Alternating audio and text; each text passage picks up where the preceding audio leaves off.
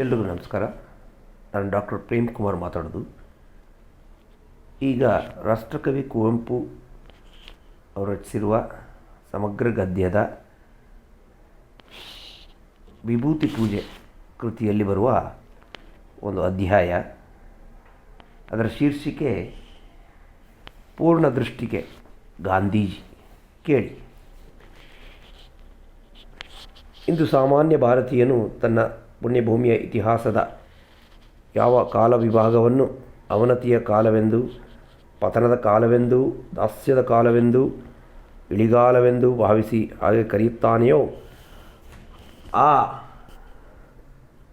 ಕಾಲಮಾನವೇ ಒಳಹೊಕ್ಕು ಕಾಣಬಲ್ಲ ವಿಚಾರಮತಿಗೆ ಎಂತಹ ಶ್ರೀಮಂತತೆಯಿಂದ ರಂಜಿಸುತ್ತದೆ ಎಂದರೆ, ಸಾಮಾನ್ಯನ ದೃಷ್ಟಿಗೂ ವಿಚಾರಮತಿಯ ದೃಷ್ಟಿಗೂ ರಾಜಿಗೆ ಅವಕಾಶವಿಲ್ಲವೆಂದೇ ಹೇಳಬೇಕಾಗುತ್ತದೆ. ಹಾಗೆ ರಾಜಿಗೆ ಅವಕಾಶವಿಲ್ಲುವುದಕ್ಕೆ ಕಾರಣ, ಆ ಎರಡು ದೃಷ್ಟಿಗಳು ಬೇರೆ ಬೇರೆ ಭೂಮಿಕೆಗಳ ಮೇಲೆ ನಿಂತು ಭಿನ್ನ ಭಿನ್ನ ಪುರುಷಾರ್ಥಗಳನ್ನು ತಮ್ಮ ತಮ್ಮ ಮುಖ್ಯ ಲಕ್ಷ್ಯವಾಗಿಟ್ಟುಕೊಂಡಿರುವುದೇ.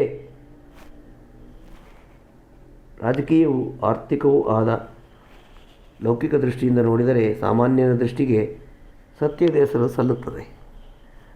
ಧಾರ್ಮಿಕವೂ ಆಧ್ಯಾತ್ಮಿಕವೂ ಆಗಿರುವ ಲೋಕೋತ್ತರ ದೃಷ್ಟಿಯಿಂದ ಸಮೀಕ್ಷಿಸಿದರೆ ವಿಚಾರಮತಿಯ ಇತ್ಯರ್ಥದಲ್ಲಿಯೇ ಸತ್ಯಕ್ಕೆ ಪಟ್ಟಾಭಿಷೇಕವಾಗುವಂತೆ ಅರ್ಥವಾಗುತ್ತದೆ. ಸಾಮಾನ್ಯವಾಗಿ ಇತಿಹಾಸಕಾರನ ದೃಷ್ಟಿ ಲೋಕಧರ್ಮಿಯಾದದ್ದು. ನಮ್ಮಲ್ಲಿ ಪ್ರಚುರವಾಗಿರುವ ಇತಿಹಾಸ ರಚನಾ ವಿಧಾನವು ಪಾಶ್ಚಾತ್ಯರಿಂದ ಆಮದಾಗಿ ಬಂದದ್ದು ಎಂಬುದನ್ನು ಗಮನಿಸಿದರೆ, ನಮ್ಮವರ ಚರಿತ್ರ ದೃಷ್ಟಿಯು ಲೌಕಿಕವಾದದರಲ್ಲಿ ಆಶ್ಚರ್ಯವೇನೂ ಕಾಣುವುದಿಲ್ಲ. ಆದರೆ ವಿಶ್ವಸರ್ವಗ್ರಾಸಿಯೂ ವಿಶ್ವರೂಪದರ್ಶಿಯೂ ಆಗಿರುವ ಪೂರ್ಣದೃಷ್ಟಿಗೆ ಚರಿತ್ರಾಕಾರನ ಅಂಶದೃಷ್ಟಿ ಆತನ ಮನೋಧರ್ಮಕ್ಕೂ ಆತನು ಕೈಗೊಂಡಿರುವ ಕಥಾರೀತಿಯ ಕರ್ಮಕ್ಕೂ ಅದು ಅನಿವಾರ್ಯವಾದುದಾದರೂ ಸಮರ್ಪಕವಾಗಿ ತೋರುವುದಿಲ್ಲ. ವಿಶ್ಲೇಷಾತ್ಮಕವಾದ ಆಧುನಿಕ ಶಾಸ್ತ್ರದೃಷ್ಟಿ ತನ್ನ ಪರಿಶೀಲನೆಗೆ ಒಳಗಾಗುವ ವಿಷಯ ವಲಯವನ್ನು ಇತರ ವಿಷಯ ವಲಯಗಳಿಂದ ಪ್ರತ್ಯೇಕಿಸಿ ತನ್ನ ಜಿಜ್ಞಾಸೆಗೆ ಪ್ರಕೃತವಾದ ವಿಷಯವನ್ನು ಅದೇ ಸರ್ವಸ್ವವೆಂಬಂತೆ ಪರಿಗಣಿಸುವುದು ಪದ್ಧತಿಯಾಗಿದೆ. ಈ ಪದ್ಧತಿ ಆಯಾ ವಿಷಯದ ಉಲಂಕುಷವಾದ ಹೃದಯ ಪರಿಚಯಕ್ಕೆ ಬೇಕಾದ ಏಕಾಗ್ರತೆಯನ್ನು ಏಕಮುಖತೆಯನ್ನು ದೇಪಾಲಿಸುವುದು. ನಿಜವಾದರೂ ಏಕಾಗ್ರತೆಯಿಂದ ಲಭಿಸುವ ಪ್ರಯೋಜನವನ್ನು ಏಕಮುಖತೆ ಅಸತ್ಯ ಅಥವಾ ಅರ್ಧಸತ್ಯ ಕಲುಷಿತವನ್ನಾಗಿ ಮಾಡುತ್ತದೆಂದು ಒಪ್ಪಿಕೊಳ್ಳಬೇಕಾಗುತ್ತದೆ. ಆಧುನಿಕ ಇತಿಹಾಸ ಪದ್ಧತಿಗೂ ಈ ಟೀಕೆ ಬಹುಮಟ್ಟಿಗೆ ಸಲ್ಲುತ್ತದೆ. ಚರಿತ್ರೆಯ ಗಮನವನ್ನೆಲ್ಲ ವಿಶೇಷವಾಗಿ ವ್ಯಾಪಿಸುವುದು ರಾಜಕೀಯ. ರಾಜರು, ರಾಜ್ಯಗಳು, ಯುದ್ಧಗಳು, ಕೌಲುಗಳು, ಪಟ್ಟಾಭಿಷೇಕ, ಸಿಂಹಾಸನ, ಚ್ಯುತಿ ಇತ್ಯಾದಿ. ಅದಕ್ಕೆ ಸಹಾಯಕವಾಗಿ ಸಾಮಾಜಿಕ ಮತ್ತು ಆರ್ಥಿಕ ವ್ಯಾಪಾರವನ್ನು ಉಪಯೋಗಿಸುತ್ತದೆ. ಒಮ್ಮೊಮ್ಮೆ ಧಾರ್ಮಿಕ ಅಂಶಗಳಲ್ಲಿ ಒಂದಾದ ಮಾತುಗಳನ್ನು, ಮತಾಂದೋಲನಗಳನ್ನು, ಅವುಗಳಲ್ಲಿರಬಹುದಾದ ಐತಿಹಾಸಿಕ ಅಂಶಗಳಿಗಾಗಿ ಪರಿಭಾವಿಸಬೇಕಾಗುತ್ತದೆ.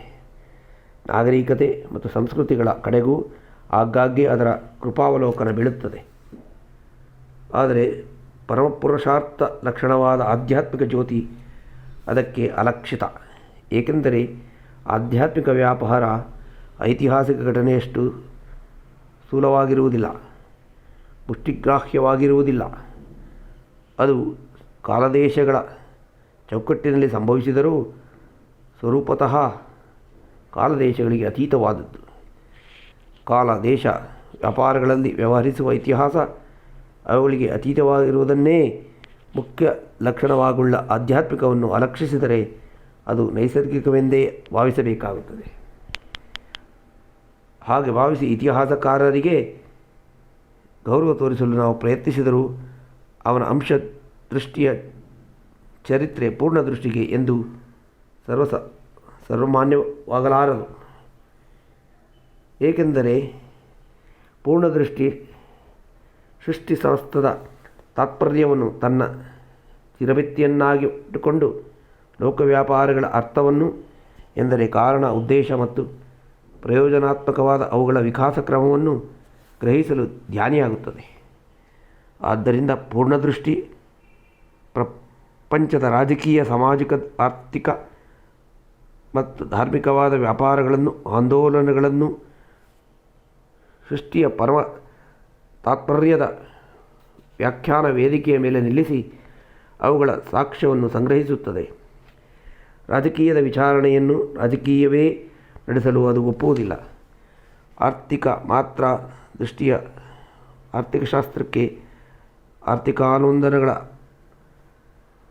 ಅರ್ಥನಿರ್ಣಯ ಮಾಡಲು ಬಿಡುವುದಿಲ್ಲ. ಎಲ್ಲ ವ್ಯಾಪಾರಗಳನ್ನು ಪರಮ ತಾತ್ಪರ್ಯವೇ ಇಚ್ಛಿಸುತ್ತದೆ. ಆದ್ದರಿಂದಲೇ ಎಲ್ಲ ವ್ಯಾಪಾರಗಳ ಅರ್ಥವನ್ನು ಪರಮ ತಾತ್ಪರ್ಯವೇ ಸಮರ್ಥಿಸಬೇಕಾಗುತ್ತದೆ. ಏಕೆಂದರೆ ಎಲ್ಲ ವ್ಯಾಪಾರಗಳ ಅರ್ಥವು ಪುರುಷಾರ್ಥವು ಪರಮಾರ್ಥ ತಾತ್ಪರ್ಯದಿಂದಲೇ ಸಾರ್ಥಕವಾಗುತ್ತದೆ. ಭರತಖಂಡದ ಬದುಕಿನಲ್ಲಿ ಸ್ವಾತಂತ್ರ್ಯೋದಯಕ್ಕೆ ಪೂರ್ವದ 1.5 ಶತಮಾನವು ನಮ್ಮ ರಾಷ್ಟ್ರದ ಇಲಿಗಾಳದ ಯುಗವೆಂದು ಸಾಮಾನ್ಯವಾಗಿ ಭಾವಿಸುತ್ತೇವೆ. ರಾಜಕೀಯದಲ್ಲಿ ದಾಸ್ಯ, ಆರ್ಥಿಕದಲ್ಲಿ ದಾರಿದ್ರ್ಯ, ಸಾಮಾಜಿಕದಲ್ಲಿ ಛಿದ್ರತೆ, ಧಾರ್ಮಿಕದಲ್ಲಿ ಕ್ಷುದ್ರತೆ ಎಂಬೆಲ್ಲ ವರ್ಣನೆಗೆ ಪಕ್ಕಾಗುವ ಆ ಕಾಲಕ್ಕೆ ಇಲಿಗಾಲವೆಂದು ಹೆಸರಿಟ್ಟರೆ ಅದರಲ್ಲಿ ತಪ್ಪೇನು? ಹೌದು, ಲೋಕನಿಷ್ಠವಾದ ಮನೋಧರ್ಮಕ್ಕೆ ಅದರಲ್ಲಿ ತಪ್ಪೇನೂ ಕಾಣುವುದಿಲ್ಲ. ಆದರೆ ವೇದನಿಷ್ಠವಾದ ಎಂದರೆ ಆತ್ಮಶ್ರೀನಿಷ್ಠವಾದ ಪರಮಾತಾತ್ಪರ್ಯಾರ್ಥದ ಪೂರ್ಣ ದೃಷ್ಟಿಗೆ ಅದು ವ್ಯಾವಹಾರಿಕ ಮಾತ್ರವಾದ ಮಿಥ್ಯ ದೃಷ್ಟಿ. ಏಕೆಂದರೆ 19ನೇ ಶತಮಾನ ಮತ್ತು 20ನೇ ಶತಮಾನದ ಪೂರ್ವಭಾಗ ಇವುಗಳನ್ನೊಳಗೊಂಡ ಆ ಕಾಲಮಾನದಲ್ಲಿ ನಮ್ಮ ದೇಶದಲ್ಲಿ ಗೋಚರವಾದ ಆತ್ಮಶ್ರೀಗೆ ಸಮಾನ ತೇಜಸ್ಸಿನ ಆತ್ಮಶ್ರೀ ಬೇರೆ ಇನ್ನಾವ ದೇಶಗಳಲ್ಲಿಯೂ ಅಭಿರ್ಭೂತವಾಗಲಿಲ್ಲ ಎಂದು ಹಾಗೆ ಇತ್ಯರ್ಥ ಹೇಳಲು ಸಮರ್ಥರೂ ವಿಖ್ಯಾತರೂ ಆದ ವಿದೇಶೀಯ ಮಹದ್ವ್ಯಕ್ತಿಗಳೇ ಒಪ್ಪಿಕೊಂಡಿದ್ದಾರೆ.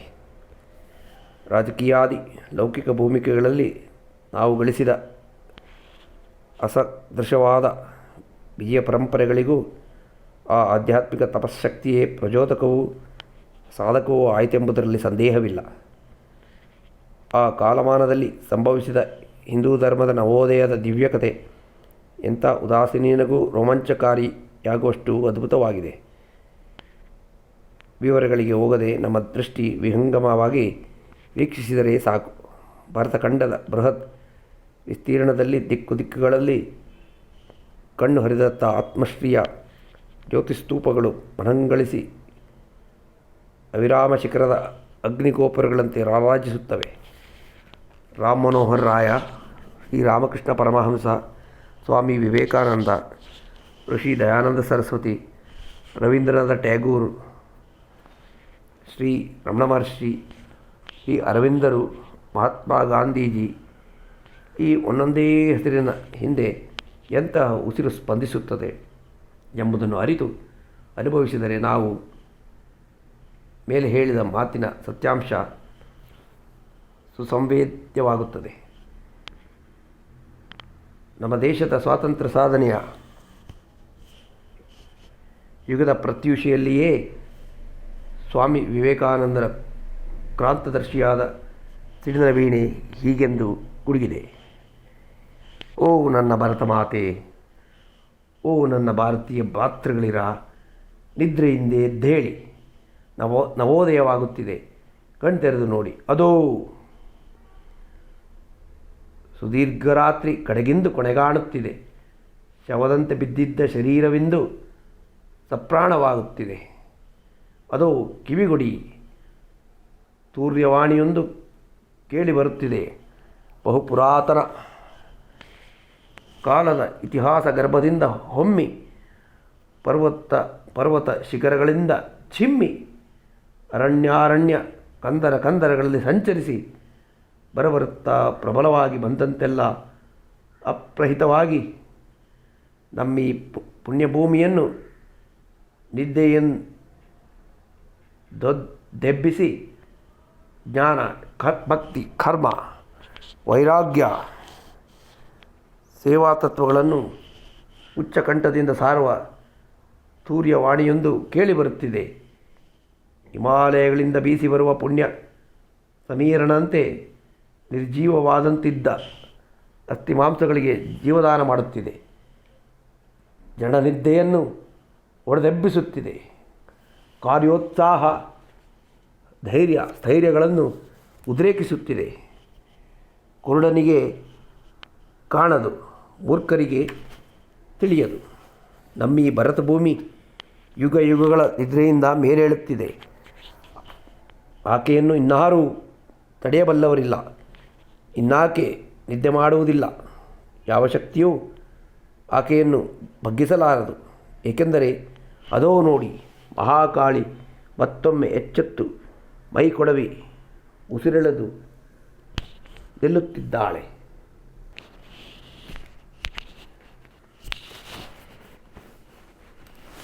ಯಾವ ಶಕ್ತಿಯ ಉನ್ಮೇಷ ಮಾತ್ರದಿಂದಲೇ ದಿಗಂತ ವ್ಯಾಪಿಯಾದ ಪ್ರತಿಧ್ವನಿಯಿಂದ ಜಗತ್ತು ಜಾಗೃತವಾಗುತ್ತಿರುವುದೋ ಆ ಶಕ್ತಿಯ ಪೂರ್ಣತ್ವವನ್ನು ಭಾವಿಸು, ಅನುಭವಿಸು. ವ್ರತ ಸಂದೇಹ ಬೇಡ, ದುರ್ಬಲತೆ ಬೇಡ. ದಾಸ ಜಾತಿ ಸುಲಭವಾದ ಈರ್ಷ್ಯ ದ್ವೇಷಗಳನ್ನು ದೂರ ಮಾಡಿ ಈ ಮಹಾ ಯುಗಚಕ್ರ ಪರಿವರ್ತನೆಯ ಸಹಾಯಾರ್ಥವಾಗಿ ಹೆಗಲು ಕೊಟ್ಟು ನಿಲ್ಲು, ಸೊಂಟ ಕಟ್ಟಿ ನಿಲ್ಲು, ಧೀರನಾಗಿ ನಿಲ್ಲು. ಈ ವಿವೇಕಾನಂದರಂತೆಯೇ ಮಹಾಯೋಗೀಂದ್ರ ಶ್ರೀ ಅರವಿಂದರು ಅಂದಿನ ತಮ್ಮ ರಾಜಕೀಯಾನಂದನದ ಮಧ್ಯೆಯಲ್ಲಿಯೇ ಈ ಸತ್ಯವನ್ನು ಅನುಭವಿಸಿ ಕಂಡು ಭರತಖಂಡದ ಜೀವಿತೋದ್ದೇಶವನ್ನು ಕುರಿತು ಹೀಗೆಂದು ಭವಿಷ್ಯ ನುಡಿದಿದ್ದಾರೆ. ನರನಲ್ಲಿ ನಾರಾಯಣ, ನಾರಾಯಣನಲ್ಲಿ ನರ ಎಂಬುದೊಂದೇ ಧ್ಯೇಯ.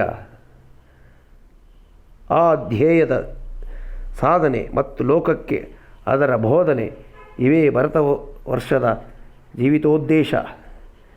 ಇತರ ಜನಾಂಗಗಳಿಲ್ಲದ ರಹಸ್ಯ ಶಕ್ತಿಯೊಂದು ಆಕೆಗಿದೆ. ಆಕೆಗಿಂದ ಬೇಕಾಗಿರೋದು ಆ ಶ್ರದ್ಧೆಯ ಉನ್ನಿಲನ ಮತ್ತು ಆ ಇಚ್ಛಾಶಕ್ತಿಯ ಉದ್ಬೋಧನ. ಆಕೆ ಕೈಗೊಂಡ ಯುಗಗಳ ಶಿಕ್ಷತಾ ತಪಸ್ಸೆಗೆ ಗುರಿ ಇಂದು ಬಳಿ ಸಾರುತ್ತಿದೆ. ಪೂರ್ವ ರೋಧಾಂತದಲ್ಲಿ ಮಹಾಜ್ಯೋತಿಯೊಂದು ಮೂಡಿಬರುತ್ತಿದೆ. ಅದರ ರಶ್ಮಿ ರಾಯಭಾರಿಗಳಾಗಲೇ ದಿಗಂತದಲ್ಲಿ ದಗ್ಗೋಚರವಾಗುತ್ತಿದ್ದಾರೆ. ಅದೇ ಕಾರಣ ಭರತಖಂಡದ ಪುನರುತ್ಥಾನಕ್ಕೆ ಅದೇ ಸಾಕ್ಷಿ. ವಿಶ್ವಶಕ್ತಿ ಆಕೆ ಶ್ವಾಸಕೋಶಗಳಿಗೆ ಮತ್ತೊಮ್ಮೆ ಪ್ರಾಣವಾಯುವನ್ನು ಊದುತ್ತಿದ್ದಾಳೆ ಎಂಬುದಕ್ಕೆ. ಅದೇ ಪ್ರೇರಣೆಯಿಂದಲೇ ಆಕೆ ವಿಮೋಚನೆಗಾಗಿ ಮಹದ್ಭಕ್ತಿಗಳ ಈಗಾಗಲೇ ಕರ್ಮನಿರತರಾಗಿದ್ದಾರೆ. ಆದ ಕಾರಣವೇ ಆಕೆಯ ಸಂತಾನರ ಹೃದಯ ವಲ್ಮೀಕಗಳಲ್ಲಿ ಪರಿವರ್ತನೆಯ ಮಹಾಶೇಷನು ಹಠಾತ್ತನೆ ಹಡೆಯೆತ್ತುತ್ತಿದ್ದಾನೆ. ಯಾವ ಜಾಗೃತಿಯ ಪ್ರಪ್ರಥಮ ಪದನ್ಯಾಸವು ರಾಜಕೀಯ ರೂಪದಲ್ಲಿ ಮೈದೋರಿತೋ ಅದು ತುದಿಗೆ ಆಧ್ಯಾತ್ಮಿಕ ತೇಜಸ್ಸಿನಲ್ಲಿ ಪರ್ಯಾವಸನ ಹೊಂದಿ ಕೃತ್ಯವಾಗುತ್ತದೆ. ಭರತಮಾತೆಯ ಚೈತನ್ಯ ಆಕೆಯಲ್ಲಿ ಇನ್ನೂ ಅಕ್ಷಯವಾಗಿದೆ. ಜಗತ್ತು ತನ್ನ ವಿಮೋಚನದ ಸಂದೇಶವನ್ನು ಭರತಖಂಡದಿಂದಲೇ ಸ್ವೀಕರಿಸಿ ಉದಾರವಾಗುತ್ತದೆ. ಇಬ್ಬರು ಮಹಾಮಹಿಮರು ಕ್ರಾಂತದರ್ಶಿಗಳಾಗಿ ಭವಿಷ್ಯ ನುಡಿದಿದ್ದಾರೆ. ಅದು ಇಂದು ಮಟ್ಟಿಗೆ ಬಹುಮಟ್ಟಿಗೆ ಸಫಲವಾಗುತ್ತಲೂ ಇದೆ. ಅಂತಹ ಸಫಲತೆಯ ಸಿದ್ಧಿಗಾಗಿ ಕಂಕಣಬದ್ಧನಾಗಿ ದುಡಿದು ಮಡಿದ ಮಹಾಪುರುಷನೊಬ್ಬನ ದೃಷ್ಟಿಶಕ್ತಿಯನ್ನು ಸಮಷ್ಟಿ ಶಕ್ತಿಯ ಹಿನ್ನಡೆಯಲ್ಲಿಟ್ಟು ನೋಡುವ ಪ್ರಯತ್ನವನ್ನೇ ನಾವು ಪೂರ್ಣ ದೃಷ್ಟಿಗೆ ಗಾಂಧೀಜಿ ಎಂದು ಕರೆಯುತ್ತೇವೆ. ಗಾಂಧಿ ಈಗ ತೀರಿಕೊಂಡಿದ್ದಾರೆ. ಅವರ ಐಹಿಕ ಜೀವನಯಾತ್ರೆಯ ದೈಹಿಕ ರೂಪ ಕೊನೆಗೊಂಡಿದೆ. ಅವರ ಬದುಕು ನಮಗಿಂದು ಚಿತ್ರಕಾರರನ್ನು ಪೂರೈಸಿದ ಚಿತ್ರದಂತಿದೆ. ಅದನ್ನು ಒಟ್ಟಿಗೆ ನೋಡಬಹುದು. ತಿರುಗಿಸಿ ಬೇಕಾದ ಕಡೆ ನಿಂತು ಬೇಕಾದ ಬೆಳಕು ಬಿಟ್ಟು ನೋಡಬಹುದು. ಅವರು ತೀರಿದ ತರುಣದಲ್ಲಿಯೇ ಇಷ್ಟು ಬೇಗ ನಿಷ್ಪಕ್ಷವಾಗಿ ನೋಡುತ್ತೇವೆಂದು ಹೇಳುವುದು ಪ್ರಾಯಶಃ ಸಾಹಸದ ಮಾತಾದೀತು. ಅವರು ತೀರಿಕೊಂಡರೂ ನಮಗೆ ಇನ್ನೂ ಬಹಳ ಹತ್ತಿರವಿದ್ದಾರೆ. ಹಿಮಾಲಯದ ಹತ್ತಿರ ನಿಂತು ನೋಡಿದರೆ ಅದು ಉದಯಾಕಾಶವನ್ನೆಲ್ಲ ವ್ಯಾಪಿಸಿದಂತೆ ತೋರುವುದು ಸಹಜ. ದೂರ ಸರಿದರೆ ಮಾತ್ರ ಗೊತ್ತಾಗುತ್ತದೆ ಅದರ ಇತಿ ಮಿತಿ ವಿಸ್ತಾರ ಔನ್ನತ್ಯ, ಇತರ ಗಿರಿಗಳೊಡನೆ ಅದಕ್ಕಿರುವ ಸಂಬಂಧ, ಇತರ ಪರ್ವತಗಳ ಸಮುದಾಯದಲ್ಲಿ ಅದಕ್ಕಿರುವ ಸ್ಥಾನ ಮಾನ. ದೂರ ಸರಿಯುವುದರಿಂದ ನಮಗೆ ನಷ್ಟವಾದಂತೆ ತೋರಬಹುದು. ಮೊದಲು ಅದಕ್ಕಿದ್ದ ಬೃಹತ್ತು ಕಡಿಮೆಯಾಗುತ್ತದೆ. ಆಕಾಶವನ್ನೆಲ್ಲ ತುಂಬಿರುವಂತೆ ತೋರುತ್ತಿದ್ದ ಅದು ಕಿರಿದಾಗಿ ಕಾಣತೊಡಗುತ್ತದೆ. ಅದರ ಸರ್ವಸ್ವತೆಗೆ ಚ್ಯುತಿಯೊದಗಿ ಪರ್ವತ ಶ್ರೇಣಿಯಲ್ಲಿ ಅದು ಒಂದು ಎಂಬರಿವು ಮೂಡುತ್ತದೆ. ಅದರ ಎತ್ತರಕ್ಕೆ ಇತರ ಕಿರುಬೆಟ್ಟಗಳು ಎಷ್ಟರ ಮಟ್ಟಿಗೆ ಆಧಾರವಾಗಿವೆ ಎಂಬಂಶ ಸ್ಫುರಿಸುತ್ತದೆ. ಹೀಗಾದರೂ ಅದು ನಿಜವಾಗಿಯೂ ನಮಗೊದಗುವ ಕಷ್ಟವಲ್ಲ. ಅದನ್ನು ನಷ್ಟವೆಂದು ಭಾವಿಸುವುದು ಮೋಹಮೂಲವಾದ ಭ್ರಾಂತಿಯನ್ನೇ ಪ್ರೀತಿಸುವ ಒಂದು ಮನೋದೈರ್ಬಲ್ಯವಾದೀತು. ಸತ್ಯಲಾಭ ಎಂದಿಗೂ ನಷ್ಟವಲ್ಲ. ತತ್ಕಾಲದಲ್ಲಿ ಹಾಗೆ ತೋರಿದರೂ ಏಕೆಂದರೆ ಹಿಮಾಚಲದ ನಿಜವಾದ ಬೃಹತ್ತು ನಮ್ಮ ಸ್ಥಾನ ವ್ಯತ್ಯಾಸದಿಂದ ಸ್ವರೂಪತಃ ಹಿಗ್ಗುವುದೂ ಇಲ್ಲ, ಕುಗ್ಗುವುದೂ ಇಲ್ಲ. ಅದು ಸುಸ್ಥಿರ. ಬದಲಾಗಿ ನಮಗೊದಗುವ ಲಾಭವೆಂದರೆ ಹಿಮಾಲಯಕ್ಕೆ ಆಧಾರವಾದ ಪೃಥ್ವಿಯ ವಿಪುಲತರ ವಿಸ್ತಾರಣವು ಎಲ್ಲವನ್ನೂ ಒಳಗೊಂಡಿರುವ ಅಪಾರವಾದ ವ್ಯೋಮಮಂಡಲದ ಮಹತ್ತರವಾದ ಅನಂತತೆಯು ಅನುಭವಗೋಚರವಾಗಿ ನಮ್ಮ ಚೇತನ ವಿರಾಟ ಸಂಗಿಯಾಗುತ್ತದೆ. ಅಹಂಕಾರ ಮತ್ತು ಮಮಕಾರಪೂರ್ಣವಾದ ನಮ್ಮ ಅಲ್ಪದೃಷ್ಟಿಗೆ ಅತ್ಯಂತ ಹಿರಿದಾಗಿ ತೋರುತ್ತಿದ್ದರೂ ಕೂಡ ಅದರ ನಿಜವಾದ ಹಿರಿತನಕ್ಕೆ ಕುಂದು ಬರದ ರೀತಿಯಲ್ಲಿ ಕಿರಿದಾಗಿ ತೋರಿ ಎಲ್ಲವನ್ನು ತನ್ನ ಇಚ್ಛಾ ಮಾತ್ರದಿಂದ ಹೊರಹೊಮ್ಮಿಸಿ ಅನಿರ್ವಚನೀಯವಾದ ತನ್ನ ಇಚ್ಛಾಸೂತ್ರದಿಂದ ಲೀಲಾ ಜಗತ್ತನ್ನು ನಡೆಸುತ್ತಿರುವ ಭಗವನ್ ನಿತ್ಯದ ಭೂಮತೆ ಭವ್ಯತೆಗಳು ಚೇತಸ್ಪರ್ಶಿಗಳಾಗಿ ನಮ್ಮನ್ನು ಪ್ರವೇಶಿಸುತ್ತವೆ. ಹೆಮ್ಮೆ ಎಡೆಮುಚ್ಚಿ ಅಹಂಭಾವ ಸಾಷ್ಟಾಂಗ ದಂಡ ಪ್ರಣಾಮ ಮಾಡಿ ಜೀವ ವಿನಯಶೀಲವಾಗುತ್ತದೆ. ಅಂತಹ ಅನುಭವಕ್ಕಿಂತಲೂ ಹೆಚ್ಚಿನ ಲಾಭವಾಗಲಿ ದಿವ್ಯತರವಾದ ಪ್ರಯೋಜನವಾಗಲಿ ಬೇರೆ ಏನಿದೆ? ಗಾಂಧೀಜಿಯ ಜೀವನ ಚರಿತ್ರೆಯ ರೂಪದಲ್ಲಿ ಒಕ್ಕಣಿಸುವುದು ನಮ್ಮ ಉದ್ದೇಶವಲ್ಲ. ಸಂಕ್ಷೇಪವಾಗಿಯಾದರೂ ಅದನ್ನು ಹೇಳುವುದು ಇಲ್ಲಿ ಅನವಶ್ಯಕ. ಅದರ ರೂಪುರೇಖೆಗಳು ಮಾತ್ರವಲ್ಲ, ವಿವರಗಳು ಕೂಡ ಮಕ್ಕಳು ಮುದುಕರಾದಿಯಾಗಿ ಈಗಾಗಲೇ ತಕ್ಕಮಟ್ಟಿಗೆ ಎಲ್ಲರಿಗೂ ತಿಳಿದಿದೆ. ಅವರ ಜೀವನ ಪ್ರತಿಮೆಯನ್ನು ವಿಶೇಷವಾಗಿ ಭರತಖಂಡಕ್ಕೆ ಅನ್ವಯಿಸುವಂತೆ ಜಗಜ್ಜೀವನ ರಂಗಭಿತ್ತಿಯಲ್ಲಿಟ್ಟು ಸಮೀಕ್ಷಿಸುವುದೇ ನಮ್ಮ ಪ್ರಾಕೃತ ಸಂಕಲ್ಪ. ಶ್ರೀ ಮೋಹನ್ ದಾಸ್ ಕರಮಚಂದ್ ಗಾಂಧಿ ಗುಜರಾತು ಪ್ರಾಂತದ ಕಾತೇವಾಡ ಸಂಸ್ಥಾನಗಳಲ್ಲಿ ಒಂದಾಗಿದ್ದ ಪೋರಬಂದರು ಸಂಸ್ಥಾನದ ದಿವಾನರ ಮಗನಾಗಿ ಕ್ರಿಸ್ತಶಕ 1869 ಅಕ್ಟೋಬರ್ 2ನೇ ದಿನ ಸಾಮಾನ್ಯ ರೀತಿಯಲ್ಲಿ ಸಾಮಾನ್ಯರಂತೆ ಭೂಪ್ರಜೆಯಾಗಿ ಅವತರಿಸಿದರು. ಜೈನರ ಕಾರ್ಯಗಳಲ್ಲಿ ತೀರ್ಥಂಕನಾಗುವನು ಜನ್ಮವೆತ್ತುವ ಸಂದರ್ಭದಲ್ಲಿ ವರ್ಣಿತವಾಗುವಂತೆ ಇಲ್ಲಿ ಗರ್ಭಶೋಧನೆ, ಜನ್ಮಾಭಿಷೇಕ, ಇಂದ್ರನ ಆನಂದ ನೃತ್ಯ ಇತ್ಯಾದಿಗಳೇನೂ ನಡೆಯಲಿಲ್ಲ. ಸೂಕ್ಷ್ಮಲೋಕದ ಭಗವತ್ ಕವಿಯ ಕಾವ್ಯಸತ್ತೆಯಲ್ಲಿ ನಡೆದುವೋ ಬಿಟ್ಟವೋ ಗದ್ಯ ಲೇಖಕನಿಗೆ ಅದೆಲ್ಲ ಪ್ರಕೃತ. ಅಂತೂ ಅವರು ಹುಟ್ಟಿದರು. ಇತರ ಬಾಲಕರಂತೆಯೇ ಬೆಳೆದರು, ಶಾಲೆಗೆ ಹೋದರು, ಇತರರಂತೆಯೇ ವಿದ್ಯಾರ್ಜನೆ ಮಾಡಿದರು. ಅಂದಿನ ಕಾಲಸ್ಥಿತಿಗೆ ವಶರಾಗಿ ಇತರ ಅನೇಕರಂತೆ ವಿದ್ಯಾರ್ಜನೆಗೆ ವಿದೇಶಕ್ಕೆ ಹೋದರು. ಅದನ್ನು ಪೂರೈಸಿಕೊಂಡು ಸ್ವದೇಶಕ್ಕೆ ಹಿಂತಿರುಗಿದರು. ವಕೀಲಿ ವೃತ್ತಿಗೆ ಸೇರಿ ದುಡಿಯಲಾರಂಭಿಸಿದರು. ಪ್ರಾಸಂಗಿಕವಾಗಿ ಒದಗಿದ ಅವಕಾಶವನ್ನು ಅವರನ್ನು ದಕ್ಷಿಣ ಆಫ್ರಿಕಾಕ್ಕೆ ಕೊಂಡೊಯ್ದಿತು. ಅಲ್ಲಿ ನಡೆದ ಒಂದು ದಾರುಣವಾದ ಅನುಭವ ಅವರನ್ನು ದೀಕ್ಷಿತರನ್ನಾಗಿ ಪರಿವರ್ತಿಸಿತು. ಅಲ್ಲಿ ಸತ್ಯಾಗ್ರಹದ ಪ್ರಯೋಗ ನಡೆಸಿ ಜಯಶೀಲರಾಗಿ ಭಾರತಕ್ಕೆ ಹಿಂತಿರುಗಿದರು. ವಿಧಿ ಇಲ್ಲಿಯೂ ಅವರಿಗಾಗಿ ರಂಗವನ್ನು ಸಮೆದು ಸಿದ್ಧಗೊಳಿಸಿತ್ತು. ನಿರಾಡಂಬರವಾಗಿ ಒಂದು ಮೂಲೆಯಿಂದ ರಂಗಪ್ರವೇಶ ಮಾಡಿದರು. ದೃಶ್ಯದಿಂದ ದೃಶ್ಯಕ್ಕೆ, ಅಂಕದಿಂದ ಅಂಕಕ್ಕೆ ಅವರ ಜೀವನ ನಾಟಕ ಭರತಖಂಡದ ಜೀವನ ನಾಟಕದಲ್ಲಿ ಹಾಸುಹೊಕ್ಕಾಗಿ ಎಸಳೆಸಳಾಗಿ ಹರಳಿತು. ಅರಳುತ್ತಾ ದಿಕ್ಕು ದಿಕ್ಕುಗೆ ಅಮರ ಸೌರಭವನ್ನು ಹರಡಿ ಜಗನ್ನೇತ್ರಾಳಿಗಳನ್ನು ತನ್ನೆಡೆಗೆ ಆಕರ್ಷಿಸುತ್ತಾ ಕೊನೆಗೆ ಸಹಸ್ರದ್ರಲ ಪದ್ಮವಾಗಿ ತಪೋನಿರತನಾದ ಭಾರತ ಭಾಗ್ಯವಿಧಾತನಿಗೆ ಸ್ವಾತಂತ್ರ್ಯ ಸಹಸ್ರಾರ ಸಿಂಹಾಸನವಾಗಿ ಪರಿಣಮಿಸಿತು. ಅದರ ಉತ್ಕರ್ಷದ ಮಹೋನ್ನತಿ ಕೈಲಾಸ ಶಿಖರ ಚುಂಬಿಸುತ್ತಿದ್ದಾಗಲೇ ಪರಿಣಮಿಸಿತು.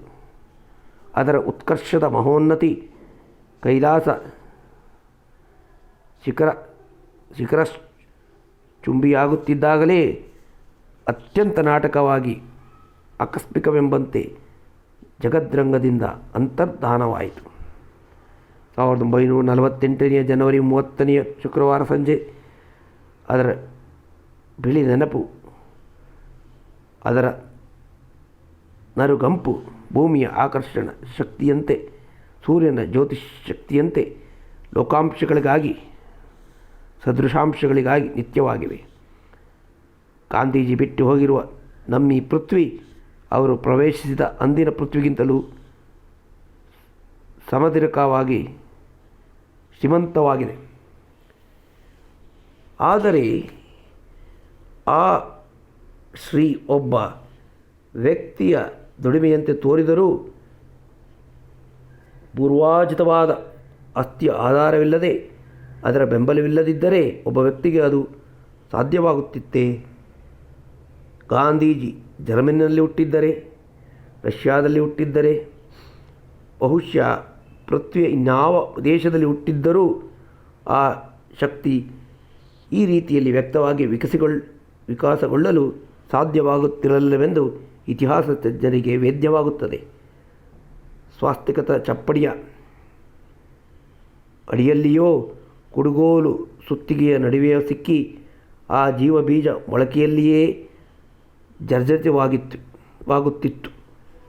ಭರತವರ್ಷದ ಶತಶತಮಾನಗಳ ಸುದೀರ್ಘ ಕಾಲದ ಆತ್ಮಶ್ರೀಪೂರ್ಣವಾದ ಆಧ್ಯಾತ್ಮಿಕ ಸಂಸ್ಕೃತಿಯ ಅಮೃತೋಪಮವಾದ ಆಧಾರವು, ಬೆಂಬಲವು, ಪ್ರೇರಣೆಯು, ಪ್ರೋತ್ಸಾಹವು ದೊರೆಯದಿದ್ದರೆ ಗಾಂಧೀಜಿಯ ಆವಿರ್ಭಾವ ಅಸಾಧ್ಯವಾಗುತ್ತಿತ್ತು. ಶ್ರೀರಾಮಕೃಷ್ಣ ಪರಮಹಂಸರ ವಿಚಾರವಾಗಿ ಬರೆಯುತ್ತಾ ಕೃಷಿ ಸದೃಶರಾದ ಸಾಹಿತಿ ರೋಮಾ ರೋಲ್ಯಾಂಡ್ ಹೀಗೆಂದು ಬರೆಯುತ್ತಾರೆ: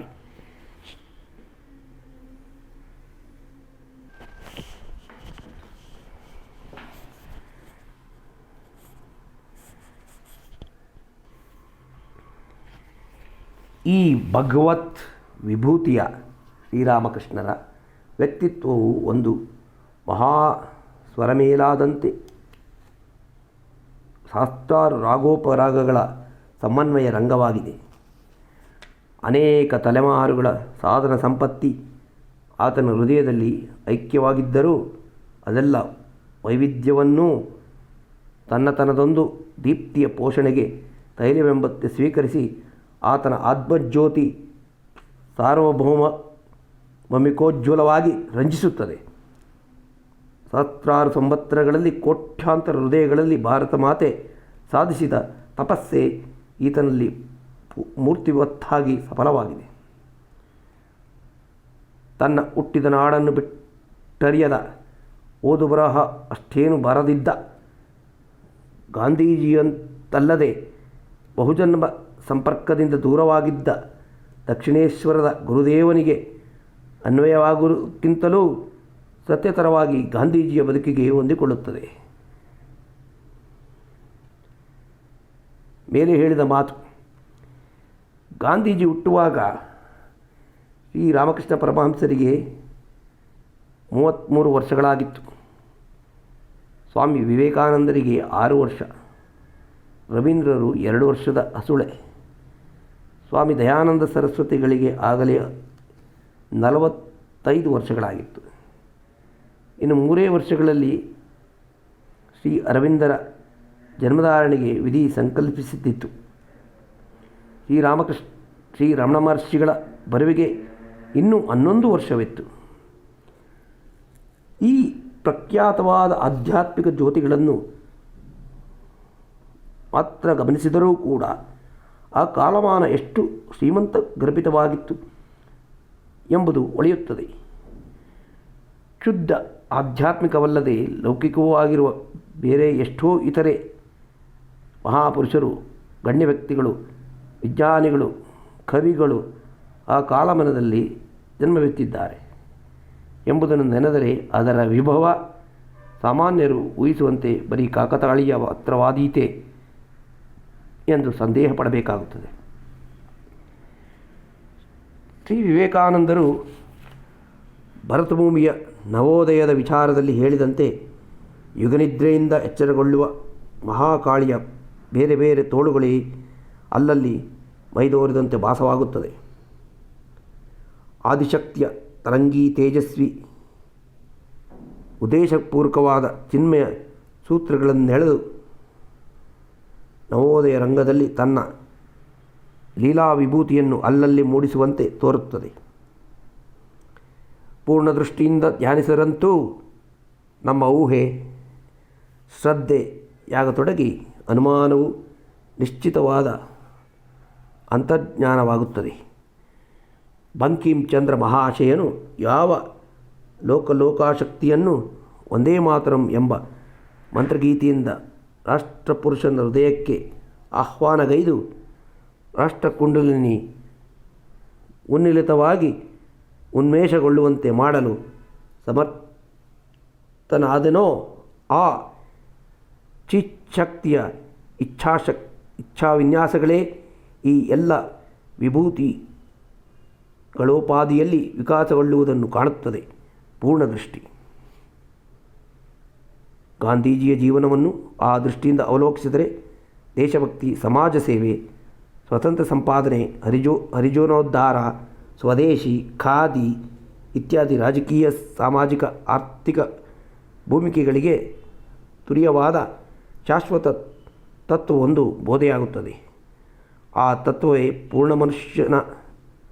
ಪೂರ್ಣ ಮನುಷ್ಯತ್ವದ ಸಂಪೂರ್ಣ ವಿಕಾಸಕ್ಕೆ ಕಾರಣವೆಂದು, ಸಕಲ ಪ್ರಯೋಜನ ಮೌಲ್ಯವಾದವೆಂದ ಸಚ್ಚಿದಾನಂದ ಸಾಕ್ಷಾತ್ಕಾರವೇ ಅದರ